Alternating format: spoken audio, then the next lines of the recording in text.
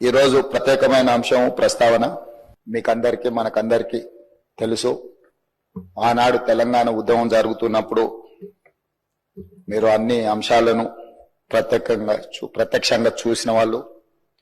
ఆ రోజు ప్రజల యొక్క భావోద్వేగము, ప్రజలు తెలంగాణ ఉద్యమంలో ఏ విధంగా ముందుకు వచ్చి ఈ ఉద్యమాన్ని ఉవ్వెత్తున ముందుకు నడిపించిందో ఆ ప్రత్యేకమైన సందర్భము, తెలంగాణ తల్లి గురించి ఆ రోజు జరిగిన చర్చలు, మీరు మేము ఈ సభలో ఉన్న చాలా మంది సభ్యులు ప్రత్యక్ష భాగస్వాములు.